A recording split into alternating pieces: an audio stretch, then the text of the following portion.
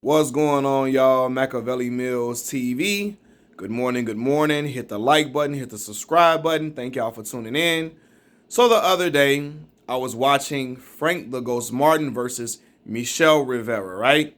And Michel Rivera was 24-0, 14 knockouts. Frank the Ghost Martin, 16-0 with 12 knockouts. Um, Very interesting. But weeks before the fight, Michel Rivera was the favorite. And then right before the fight, Frank the Ghost Martin became the slight favorite in the fight. But it was predicted to be a close fight. A lot of people expected it to be a barn burner. Both are guys with exciting styles. They can both crack. They gotten guys up out of there. Extremely great, extremely solid. Very good young talents. In this fight, Frank the Ghost Martin separated himself and showed that he was in a completely different class than Michel Rivera.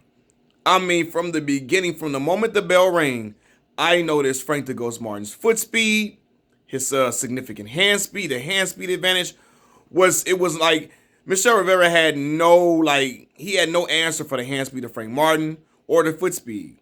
Frank Martin was turning him whenever he wanted to, and I was just like, wow.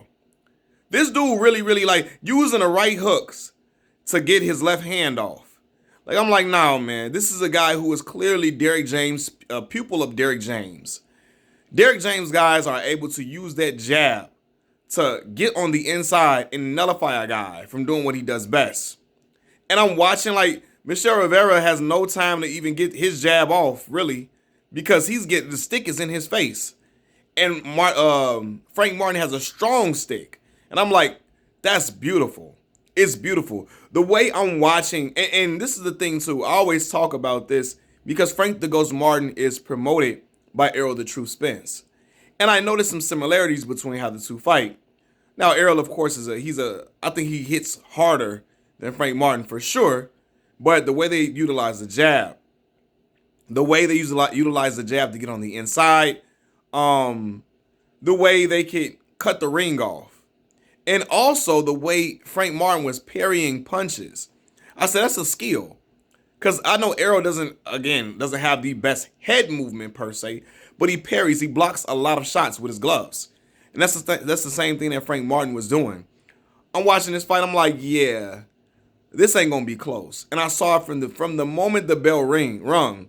I said the only time Michel Rivera is gonna win rounds is when Frank is really kind of taking his foot off the gas a little bit. And the only time he was having success is when Frank was letting Michel Rivera be first.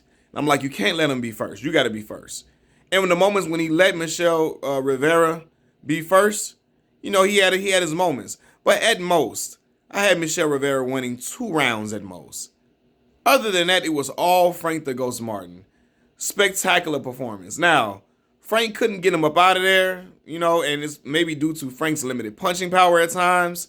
But he did get a knockdown, scored a knockdown, which helped increase his claim or increase his performance, solidify his performance throughout the night. I mean, just like, again, sensational performance all the way around, man. I was highly impressed with Frank Martin. Again, I was impressed with the way how composed he is. Never became sloppy, trying to just get sloppy and just throw looping punches and wailing in the air, swinging just for the fences just to get a knockout. Stay composed, stay within himself, within his game plan. Listening to Derrick James in the corner, giving instructions. I'm like, nah, man, this dude legit. He is legit. And I was just like, man, Frank is really out here putting on a masterful display. Again, outclassing a guy that they thought was going to make a close fight. A lot of people thought Michel Rivera was going to beat Frank. A lot of people thought that. A nice amount of people thought he was going to beat Frank. And Frank proved to shut all of that down. And trying to think what else I had to say about this fight, man. Yeah, man, like again, from the right hook, setting up the left hand. Frank going to the body at the right times. Going in and out. Like, that's a skill. That is a skill. That's when you're understanding what your opponent does well and how to neutralize him from being effective. Michel Rivera had no answer for none of that the whole night. He wasn't even like, when you fighting a southpaw, go left, brother. Move to left, move to your left, move to your left to avoid the left hand. not doing it. Not doing it. Not even the corner had no adjustments for him to make. And I'm like, he's in trouble. If Frank Martin was really going after him and had the punching power of like a Jermell Charlo or Errol Spence, Michel Rivera would have been laid out. He was right for the pick and right for the taking. And again, he was a very good fighter. He's a very good fighter. But I think Frank Martin is just that good. He made him look like a C-class type of guy. I don't think Michel Rivera was overrated or nothing like that. I just think Frank Martin is underrated.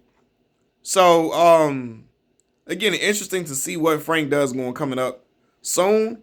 I think he's going to make some strong noise within the 135 division. I don't see him beating Shakur. I see him giving Shakur a very good fight. I don't see him beating Devin Haney. I see him giving Devin a very good fight. I just think those guys are, they've been boxing since they were kids, tiny, tiny boys. So they have that pedigree. They have that experience under their belt to, to weather certain storms. And to be able to, they have certain advantages because they've been boxing for a longer time. They have certain advantages in skill, in instinct, I believe. But I believe that Frank is now getting all of the experience under his belt with fights like this. I think the next fight for Frank should be Isaac Cruz, Pitbull Cruz.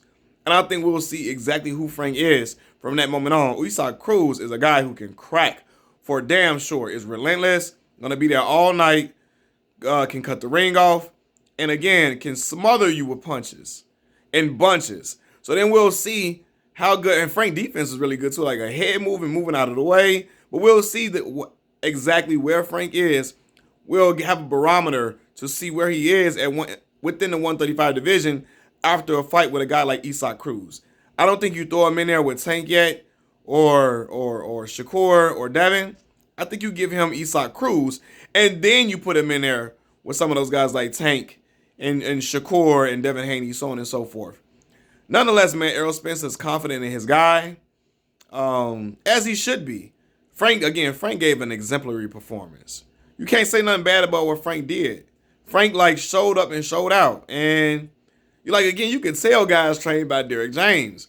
Just the side that they fight with. Derrick James got one hell of a stable. And shout out to D. James for being announced as Trainer of the Year, for sure. But I'm interested to see going forward how they're going to move with Isaac Cruz. Errol is smart. So I think, I'm not Isaac Cruz, but I think with Frank Martin's career, Errol's smart. So I think he's going to put him in with like an Isaac Cruz first before trying to throw him in the ocean with Tank. And I don't even think he'll fight Tank. I think he'll fight like a Shakur or Devin Haney before anything, truthfully. But again, highly impressed with Frank Martin, his abilities. Again, like the brother's foot speed and hand speed, I saw, like his shit looked beautiful. That was a beautiful boxing display. No, it wasn't the barn burner that everybody expected it to be, but it was fun to watch because of Frank Martin's boxing ability and the way he was the generalship he showed. It was just pure dominance all the way across the board. 2 rounds at most for Rivera. 2 rounds. Other than that, he couldn't do nothing. He was putrid offensively. Could not do a thing. And I was like, man, that's due in part to Frank Martin and the things that the game plan that he had. Michel Rivera, the knockoff, great value, Muhammad Ali. Let me stop playing with him. But he wanted to be Ali very, very bad. He wasn't floating like a butterfly. He wanted to be Ali, but he was not floating like a butterfly at all in that damn fight. I'm like, brother, if you don't get out the way, go to your left or something. He was not floating and stinging at all. I don't know what's next for him. Not sure what they'll do with him going forward, but I'm sure he'll make a comeback and try to make some adjustments. And he'll, bounce back, have some bounce back fights and recover from this loss. But Frank Martin, sky's the limit for that brother. Very impressed, and I'm ready to see what he'll do going forward. I think he's just Frank is really, really good. And I think he showed what he's made of. That was his coming out party. Saturday night was his coming out party where he was the main event. And he showed, he would have fucked Chris Colbert up. He would have fucked up Lil B-Hop, Chris Colbert. He would have fucked him up. Chris Colbert don't want none of that smoke. That shit dead. He know what's happening. He getting demolished in there. Getting 2 feet put up in his ass. So yeah, nah, brother. Take the L out of Lover, it would have been over for Chris. Chris lost like he lost against dude that Tank about to fight. Man, listen, I'll tell you right now, Frank Martin whooping him too. So, yeah, nah, Chris Colbert, you got to go back to the drawing board and get together. You ain't messing with Frank Martin. And it's too soon for Keyshawn Davis to be in the ring with Frank Martin, to be honest with you. Frank, even though Keyshawn has he's an Olympian, a more storied amateur career, Frank's in-ring experience as a professional is greater, and I think that matters. I think that means something. I think that Keyshawn, as good and talented as Keyshawn is, I think he may not be ready for the ring savvy, the ring generalship of Frank Martin at this point that Frank is at right now. It'll be a very good fight. Keyshawn can crack for damn sure. But I think that Frank would get the best of Keyshawn in this situation. And it's a lose. It's not a nothing. Frank has nothing to gain from fighting him other than the fact, like, Keyshawn, your big homie is Terrence Bud Crawford. My big homie, Frank would say his big homie is Errol Spence. So what is just like the bravado of that? Oh, let's see who got the bragging rights. Who has the best protege? I mean, and in the grand scheme of things, it don't really mean nothing. So it's nothing for Frank to gain from fighting Keyshawn Davis. He should be trying to fight Isak Pitbull Cruz next, and then move on to a Devin Haney, Shakur Stevenson, or a Gervonta Tank Davis. But I don't see him fighting Tank at all.